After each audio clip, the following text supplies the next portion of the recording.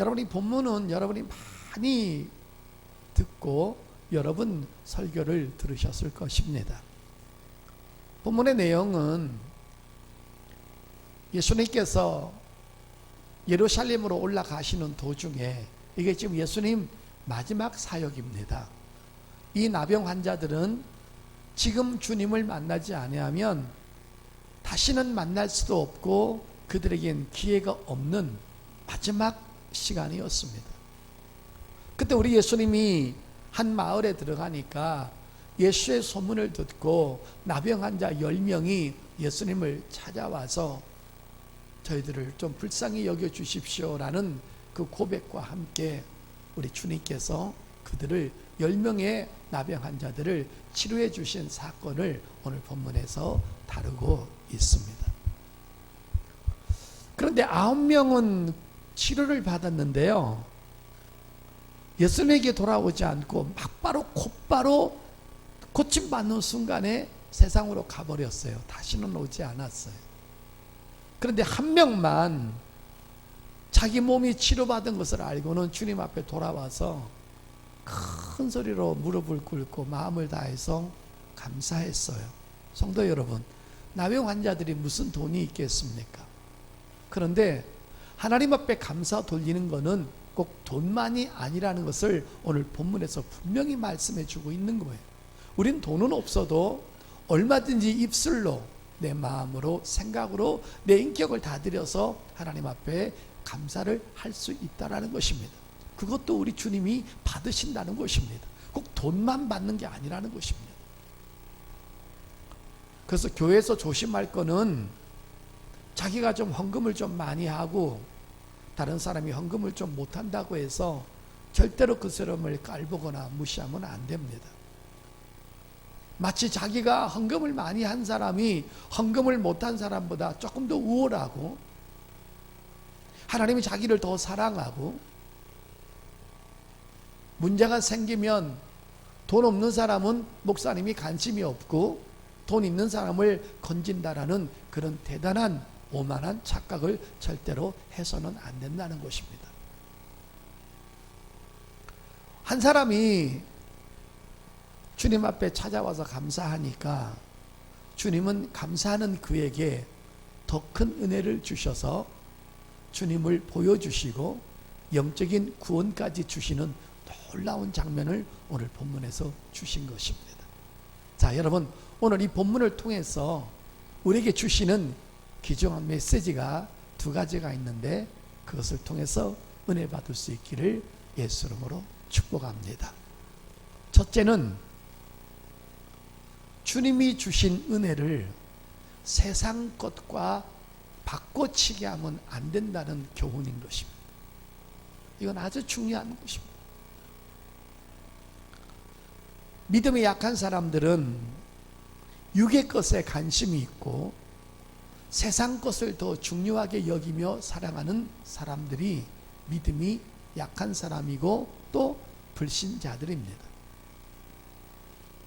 그러나 믿음이 성장하고 예수를 만나서 거듭나서 내 속에 성령을 모신 사람은 세상 것보다는, 육의 것보다는 주님께 입은 은혜를 더 소중하게 여기면서 살아간다는 것입니다. 9명의 나병 환자는요, 왜 주님을 그 큰 은혜를 입고 떠나갔을까요? 이게 아주 중요한 문제거든요. 웬만하면 그 불치병에서 고쳐주었다면 돌아와서 인사라도 하고 갔어야 되는 건데 그냥 곧바로 그냥 자기 길로 가서 바람과 함께 사라져 버렸어요. 왜 그랬을까요? 이유는 간단한 겁니다. 목적이 오직 치료받는 데만 관심이 있었다는 것입니다. 그래서 목적을 이루었기 때문에 주님을 향해서 되돌아와서 감사할 필요가 없다라는 것입니다. 오늘 교회에서도요, 목적이, 기도하는 목적이, 주님을 찾아오는 목적이 온통 육적인 것만 관심 있는 사람이 있어요. 그래서 자기 문제 해결받고 도움받으면 그때부터는 교회를 떠나는 사람이 많이 있는 거예요. 지금 이 본문에서 그걸 말해주고 있는 거예요. 목적을 어디다 두고 살아가냐는 거예요. 오늘도 교회 오면요, 어떤 사람들은 영적인 구원관에 관심이 없어요. 죽은 다음에 사후세계에 대해서 관심이 없어요. 그저 육적인 축복, 병고침, 어떻게 하면 하나님을 붙잡고 씨름해서 내가 도움을 보고 이익을 볼까, 이런 육적인 생각들만 가득 차 있는 사람에게는 더 깊은 영적인 은혜가 들어가지 않는다는 거예요. 왜? 성령님은 인격적이신 분이고 그 사람의 상태를 알기 때문인 것입니다.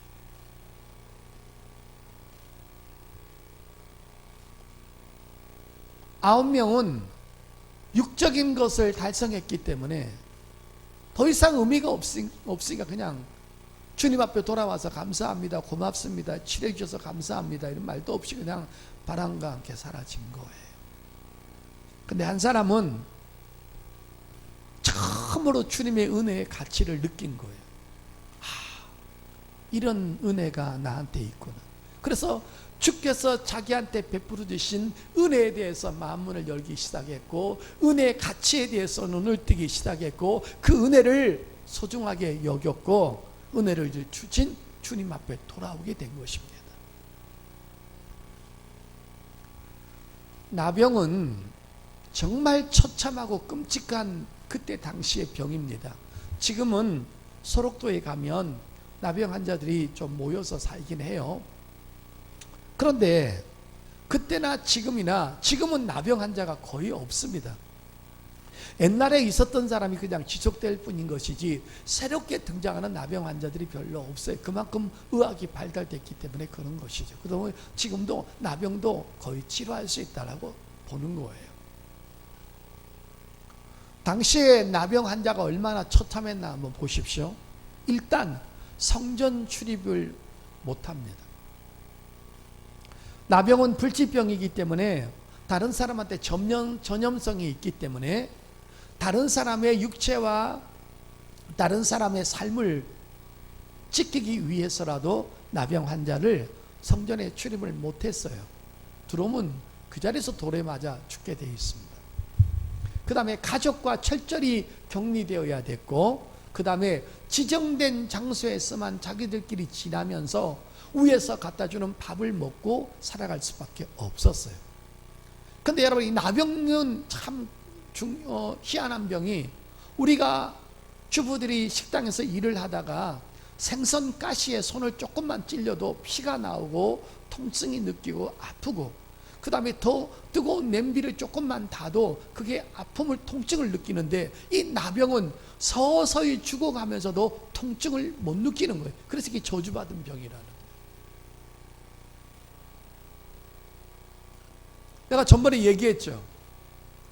어떤 선교사가 나병촌에 들어가서 몇 년 동안 복음을 전하고 예수님의 복음을 전하고 선교하고 살았는데, 자기가 나병이 걸린 걸 육체적으로 못 느꼈던 거예요. 그러던 어느 날 겨울에 펄펄 끓는 물을 좀 끓여서 모욕하러 가려다가 그 뜨거운 물이 손이랑 발에 부어졌는데 그때 통증을 못 느낀 거예요. 그때서야 자기가 나병에 감염됐다는 걸 그때서야 알아. 나병이 그렇게 저주받은 병이에요. 그리고 구약에 보게 되면요, 미리암이 모세한테 달라들다가 니만 하나님의 종이냐, 나도 하나님의 종이다 하고 지도자에게 달라들다가 하나님이 그 자리에서 때려가지고 나병이 문둥병 걸렸죠.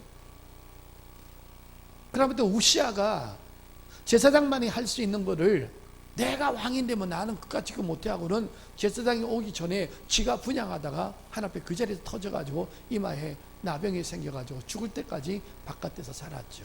그러니까 유대인들에게 있어서 나병은 저주받은 병이에요. 하나님이 얼마나 못된 짓을 하고 네가 얼마나 교만하면 하나님이 문둥병으로 찾겠냐라는 그런 개념이, 그런 고정관념이 유대교 사상에 있었던 거기 때문에 나병 걸리면 짐승이 된 거지 인간 취급을 받지 못했던 거예요.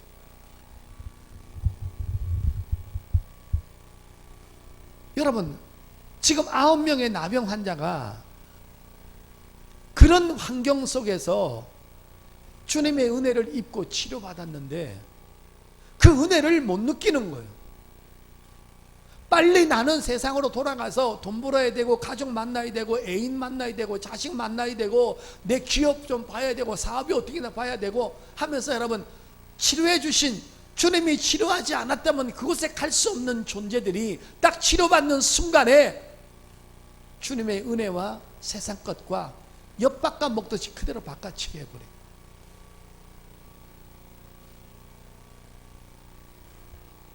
주께서 베풀어 주신 은혜를 전혀 깨달지 못하는 거예요. 근데 여러분, 믿음이 좋고 성령 충만하고 은혜의 맛을 아는 사람은 우리가 때로는 질병에서 고침받았을 때, 때로는 기도에서 응답받았을 때, 때로는 기가 막히게 수렁에서 피할 길을 주셨을 때, 바로 그때 우리는 그 문제된 것보다 더 감사한 것은 내 문제 속에 주께서 개입하셔서 나를 도와주신 그 은혜가 더 큰 것으로 믿으시기를 바랍니다. 이게 성령 충만한 사람이에요.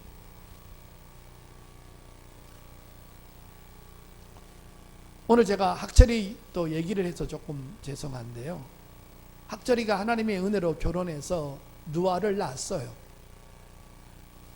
누아가 똥을 싸도 된장국처럼 구수하다는 거예요. 너무 이쁘죠. 그런데 꼭 기억하십시오. 학철이는 누아한테 마음을 더 뺏기는 것보다 그 누아를 주셔서 자기를 행복하게 만드신 하나님의 은혜를 더 잊으면 안 된다는 거예요. 김세경 집사님도 손녀가 그렇게 이쁘면 안 된다. 할렐루야. 주님이 더 좋아야 된다. 오늘 내가 아침에 나오는데 김세경 집사님이 없어졌어요. 누아 보러. 그래서 내가, 아니 어느새 목사님보다 누아가 더 좋았냐고. 그 내가 좀 우스갯소리 했더니만, 목사님이 일찍 오신 겁니다. 항상 내가 그 자리에 있는데 나보고 도로 뭐라 하는 거 일찍 왔다고. 알았어요. 다음 주부터는 얘기하고 올 테니까. 사람이 저렇게 미치면 안 됩니다.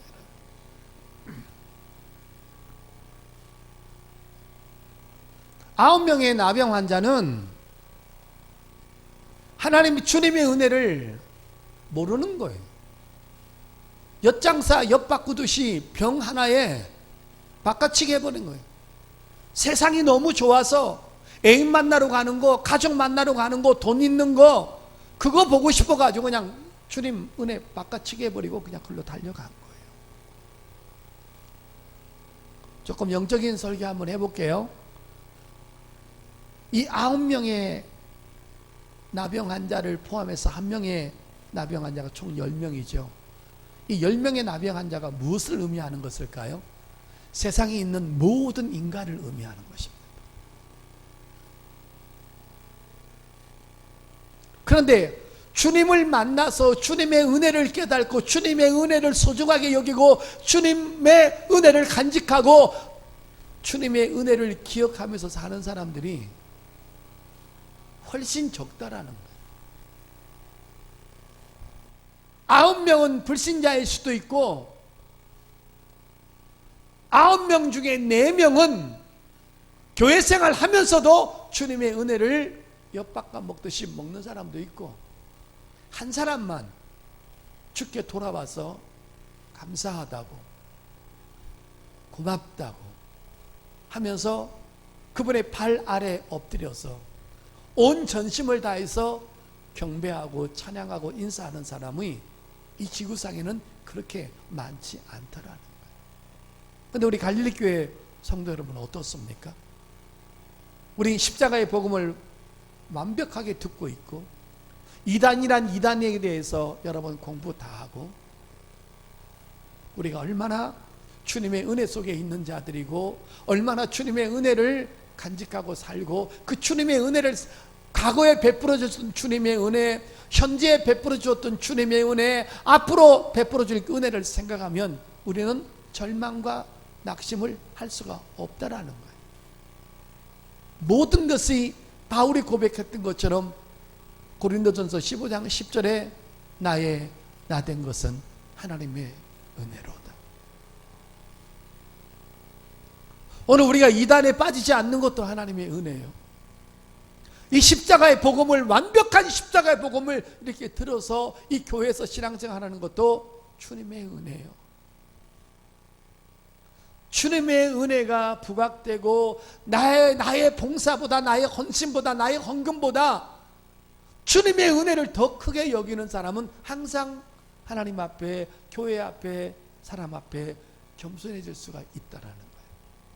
근데 자주 시험에 드는 건 어떤 거예요?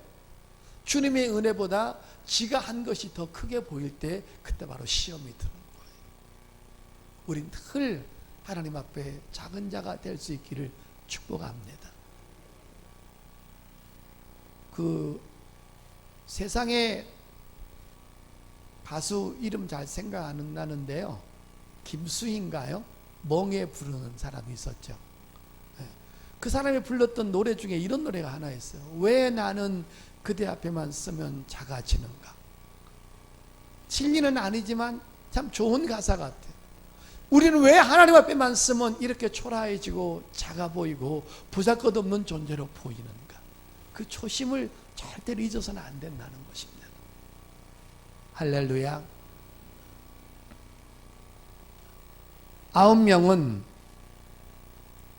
주님의 은혜를 잊어버리고 세상으로 흘러가는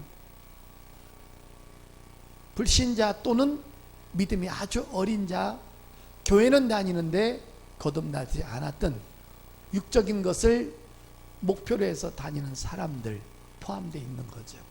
그러나 한 사람은 주께서 주시는 은혜를 몽땅 받은 거예요. 너무 행복한 거예요. 이제 주님의 은혜 속에 믿음의 눈이 열려서 이 은혜를 어떻게 하면 잊어버리지 않을까라고 생각하는 성령 충만한 사람들이 바로 우리 갈릴리 교회 모든 성도인 줄 믿습니다. 여러분, 이 9명은요 왜 떠났냐 하면 자기가 어떤 형편에서, 어떤 처지에서, 어떠한 곳에서 치료받은 것을 모르는 거예요. 그러니까 쉽게 떠나죠. 여러분, 우리가 어떤 상태에서 구원을 받았고, 어떤 상태에서 제삼을 받았고, 어떤 상태에서 하나님의 자녀가 됐고, 어떤 상태에서 여기까지 왔는지 나의 모습을 한번 현주소를 봐야 한다는 거예요. 그런 상태에서 제삼을 받고 구원을 받았다면 절대로 주님을 배신할 수가 없다라는 거예요. 자, 로마서 5장. 우리가 어떤 상태에서 구원받았나 한번 보겠습니다. 6절부터 11절까지 한번 볼까요? 우리가 아직 연약할 때 기약대로 그리스도께서 경건하지 않는 자를 위하여 죽으셨도다. 이게 연약할 때란 말이 뭐예요? 하나님을 전혀 모를 때, 무지할 때, 하나님의 은혜가 뭔지도 모르고 하나님 바깥에 있었을 때, 온갖 죄를 짓고 하나님의 법을 떠나고 내 마음대로 살았을 때를 바로 연약할 때라고 말하는 거예요. 자, 그 다음에 7절 여러분이 읽으세요. 시작. 의인을 위하여 죽는 자가 쉽지 않고 선인을 위하여 용감히 죽는 자가 혹 있거니와. 8절에요. 우리가 아직 죄인 되었을 때 그리스도께서 우리를 위하여 죽으심으로 하나님께서 우리에 대한 자기의 사랑을 확정하셨네. 여기 뭐예요? 죄인 되었을 때. 죄라는 죄는 다 짓고 눈으로, 마음으로, 생각으로, 행동으로 온갖 불이 끔찍한 죄를 지었는데도 내 자신이 내가 죄인인 것을 몰랐을 때 말이라. 그때 이미 하나님은 우리를 구원하시려고 여러분 예수 그리스도를 창세전에 예비해 놓으셨죠. 이 하나님의 사랑이 이렇게 크다는 거예요. 그 다음에 그러면 이제 우리가 그 피로 말미암아 의롭다 하심을 받았으니 더욱 그로 말미암아 진노하심에서 구원을 받은 것이니. 그 다음에 10절입니다. 곧 우리가 원수 되었을 때 그의 아들을 죽이심으로 말미암아 하나님과 화목하게 되었은즉 화목하게 된 자로서는 더욱 그의 살아나심으로 말미암아 구원을 받은 것이니라. 자, 연약할 때, 죄인 되었을 때, 원수 되었을 때 하나님과 우리의 관계가 무슨 관계예요? 원수 관계예요. 우리 보기만 하면 하나님이 죽이고 싶은 거예요. 율법으로 나를 갖다 들이대니까 살아남을 인간이 한 놈도 없는 거예요. 전부 다 지옥의 불에 다 집어 던져버려야 되는 거예요. 처음에 하나님이 인간을 창조하셨을 때는 하나님의 형상대로 지어서 하나님을 섬기고 예배하도록 만들어 놨는데, 아담이 범죄함으로 말미암아 아담 속에 성령 충만하게 있었던 그 성령이 떠나셨어요. 죄가 들어오니까 거룩하신 성령이 같이 있을 수가 없어요.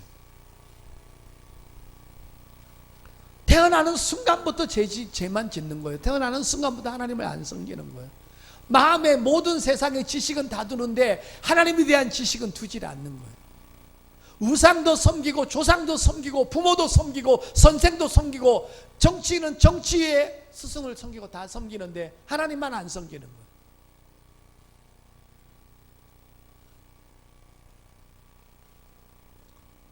죄에 감염돼 가지고 나병 환자처럼 서서히 죽어가는 거예요.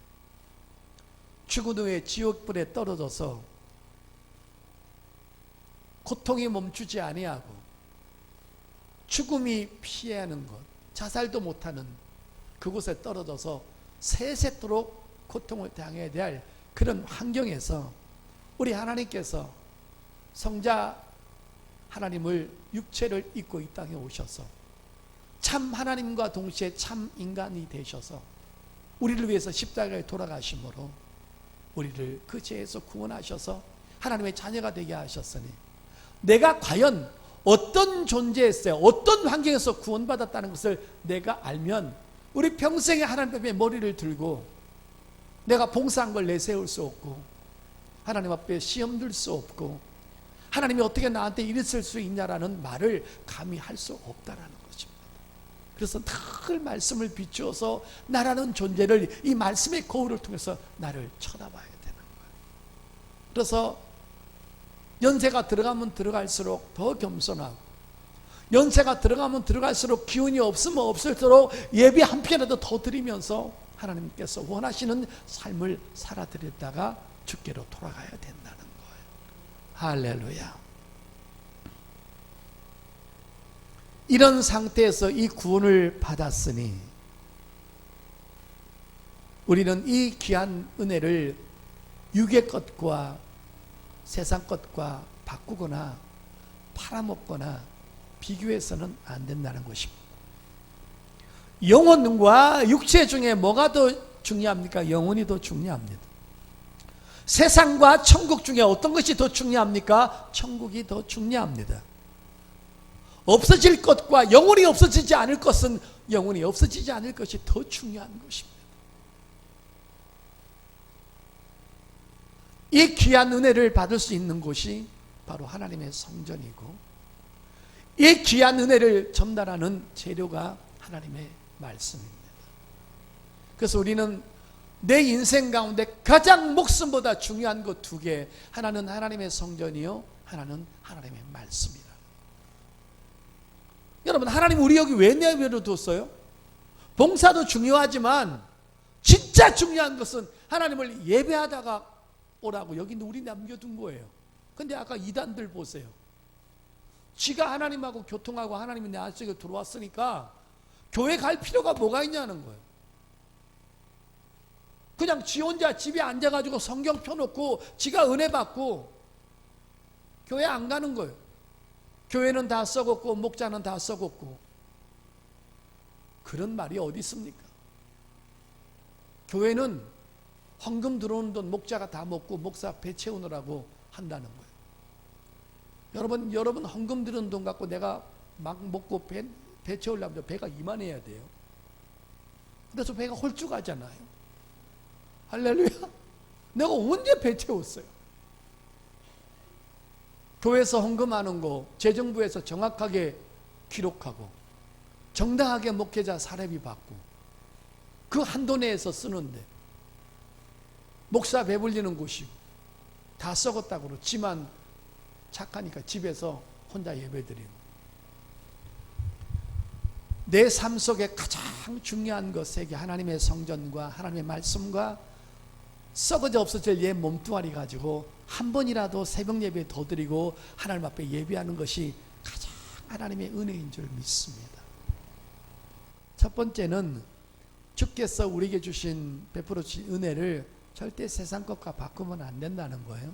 자, 자식을 줬는데 자식한테 쏙 빠져가지고 예배를 안 나오는 거예요. 그 주님의 은혜를 유괴 것 갖고 바꿔버린 거예요. 물질의 축복을 주었더니만은 그 물질에 미쳐가지고 예배를 안 나오는 거예요. 세상 것 갖고 바꾸는 거예요. 여자 남자 아름다운 사람을 만나서 연애를 하는데 그 좋은 사람을 준 것을 하나님 은혜를 생각하지 않고 여자에 미치고 남자에 미쳐가지고 예배 안 나오는 거예요. 전부 다 엿바꿔 먹는 거, 바꿔치기 하는 거예요. 아브라함이 왜 위대하냐?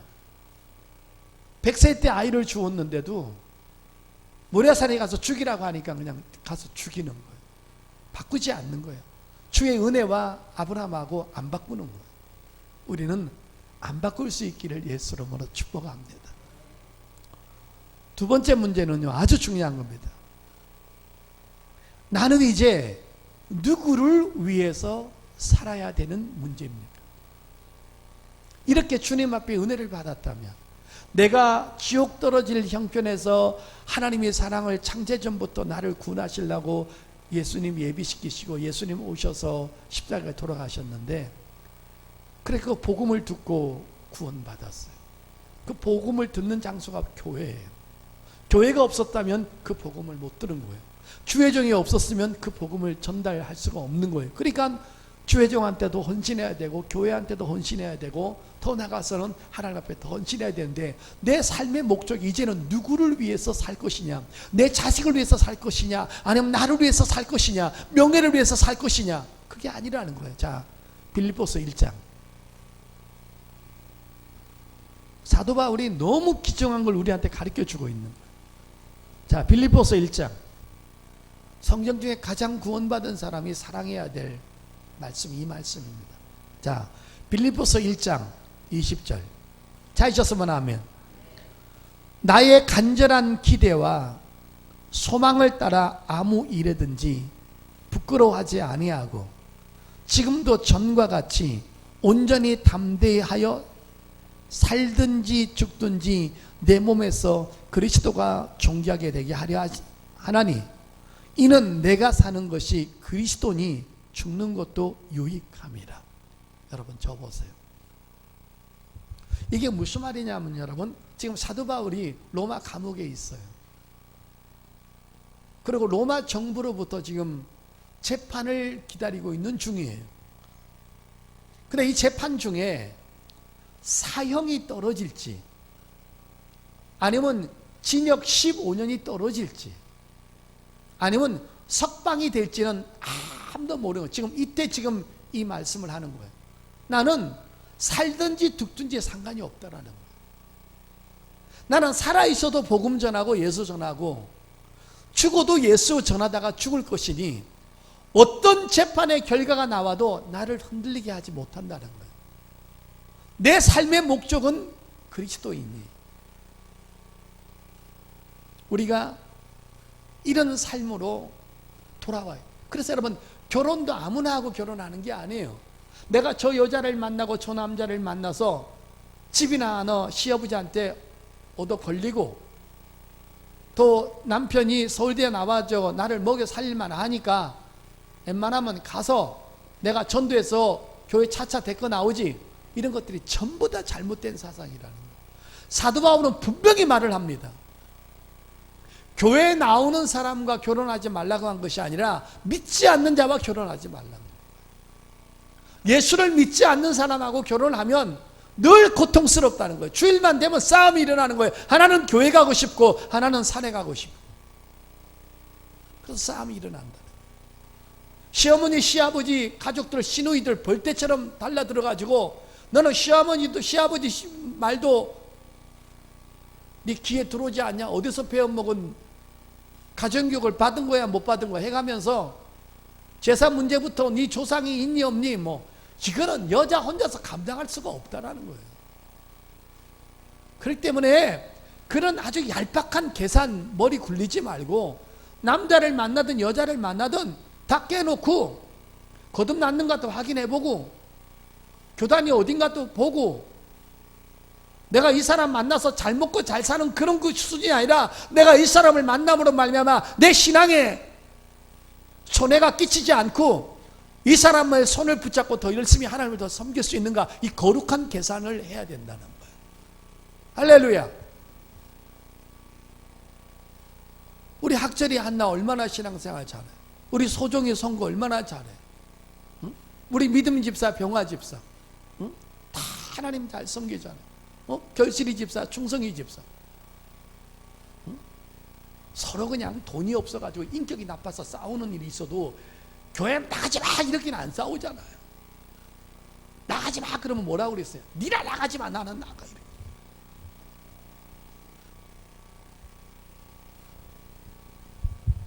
이 바울이 감옥소에서 로마의 그 재판 결과를 듣는데 초라하지 않는 거예요. 초조하지도 않는 거예요. 불안해하지도 않는 거예요. 여러분 20절 보세요. 더 담대해지는 거예요. 나의 간절한 기대와 소망을 따라 아무 일에든지 부끄러워하지 아니하고, 지금도 전과 같이, 이게 뭔 말이에요? 바깥에서 복음 전할 때하고 같다라는 거예요. 같이 온전히 담대하여 살든지 죽든지 살든지 죽든지 내 몸에서 그리스도가 존귀하게 되게 하려 하나니. 아멘. 여러분 죽음이 두렵지 않는 사람은 담대한 거예요. 여러분, 여러분 직장 가면요 첫째 날부터 깨야 돼요. 나는 예수 믿는 사람입니다. 시집 가서도 그냥 처음부터 제사상 들어오면 난 제사 안 지납니다. 난 하나님만 씁니다. 얻어 터지고 한번 끝장을 내야 돼요. 그래야 못 건드려요. 담대하여. 여러분 지금 밖에 나가가지고 여러분 주위에 있는 사람이 여러분이 예수 믿는 사람인지 안 믿는 사람이 모르면 누구한테 문제가 있을까요? 나한테 문제가 있는 거다.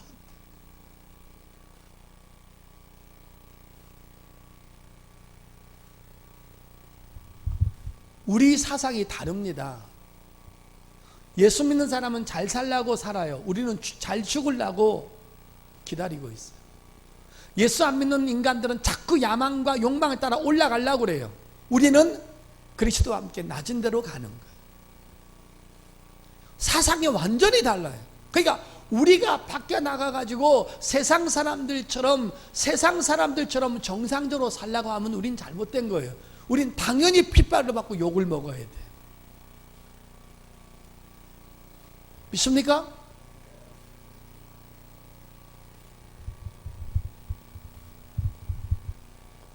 내가 살아야 할 이유, 내 삶의 목적은 주님을 섬기기 위해서 존재하는 것이 우리 모든 가치관과 목표가 하나가 되어야 될 줄 믿습니다.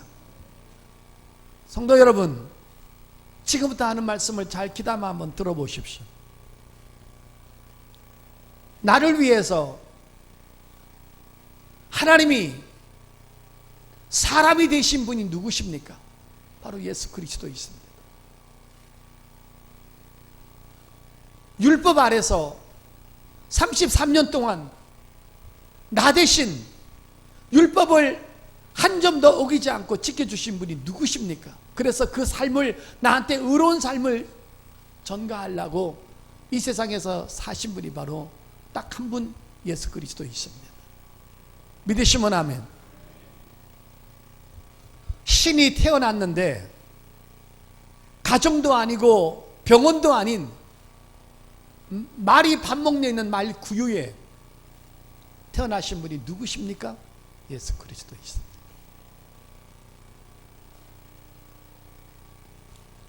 온갖 수치와 멸시와 매맞음, 침뱉음을 당하고 수염이 뽑히고 벗은 몸으로, 그 수치스러운 몸으로 십자가에 올라가셔서 6시간 동안 매달려서 온갖 수치를 당하신 분이 누구십니까?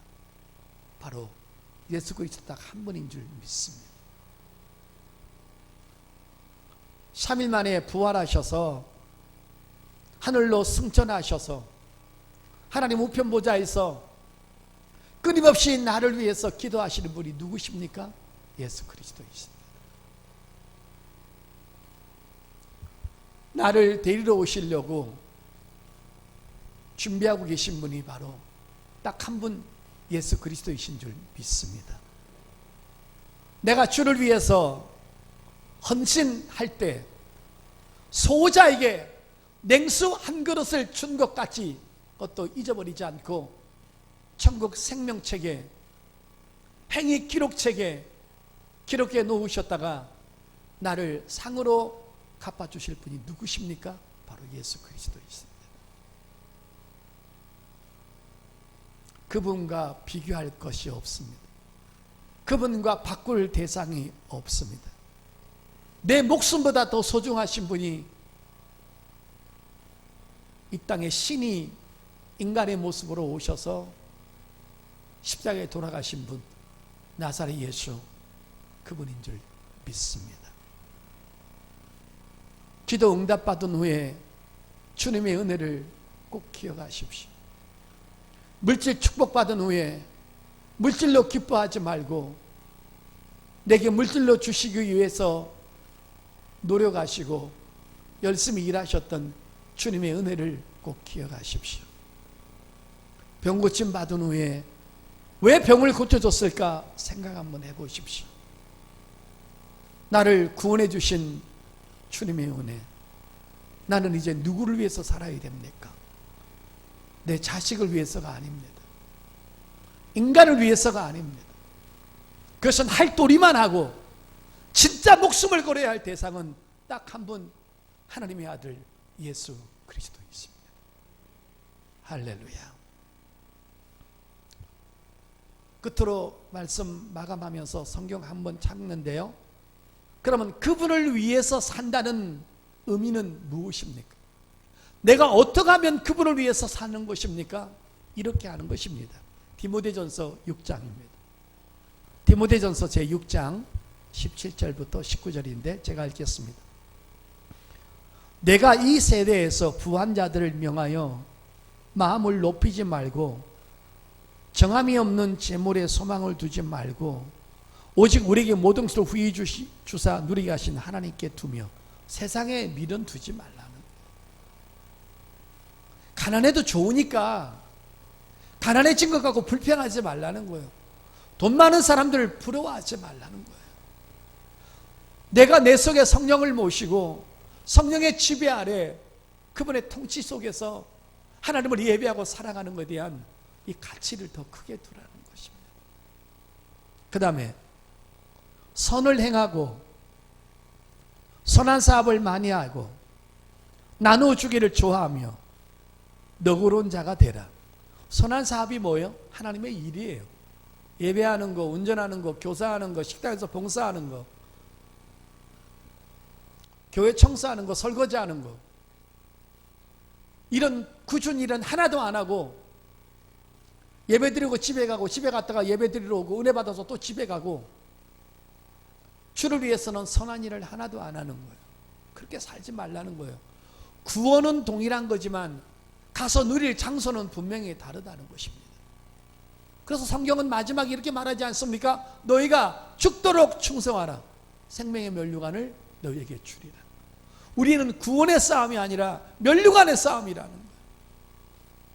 이거 잊지 말라는 거예요. 그 다음에 19절이요. 이것이 장래에 자기를 위하여 좋은 터를 쌓아 참된 생명을 취하는 것이니라. 보세요. 이것이 장래에 자기를 위하여 좋은 터를 쌓아. 내가 천국 가서 누릴 고울이 다르다는 거예요. 어떤 사람은 은모자를 쓰고 어떤 사람은 집으로 된 거 쓰고 어떤 사람은 금으로 된 거 쓰고 어떤 사람은 홍보석, 녹보석으로 된 거 쓰고 다르다는 거예요. 올림픽에 나가가지고 금메달 딴 사람하고 은메달 딴 사람하고 동메달 딴 사람 처음으로 받는 돈도 다르지만 연금도 다릅니다. 금메달 딴 사람은 체육진흥공단에서 100만 원 나와요. 죽을 때까지. 은메달은 75만 원 돈 나와요. 동메달은 한 50만 원 돈 나와요. 달라요. 하여간 은메달, 금메달, 동메달 딴 사람은요 어떻게 신지 오래 살아야 돼요. 살 때까지 돈 나오니까. 그건 다른 사람은 주지도 못해. 자기가 타야 되니까. 다 달라요, 여러분. 땅값도 여러분 김포의 땅값 하나 하고 저기 강남의 땅값하고 명동의 땅값 하나 달라요, 여러분. 여러분 압구정동 가면 땅 한 평에 3억이에요. 똑같은 땅인데 왜 그런지 몰라요. 그래서 여러분 어떤 사람이 김포에 있는 땅 50평 팔아가지고 강남에 가가지고 13평짜리 사가지고 코딱지 많은 데서 산다고 그러잖아요. 그 뭐하러 글로 가요? 다릅니다. 하늘에 소망 두고 열심히 주의 일 하다가 어떻게든지 나를 통해서 주의 영광을 돌며 살아가는, 오직 하늘의 목적을 두고 살아가는 저와 여러분 될 수 있기를 예수 이름으로 축복합니다.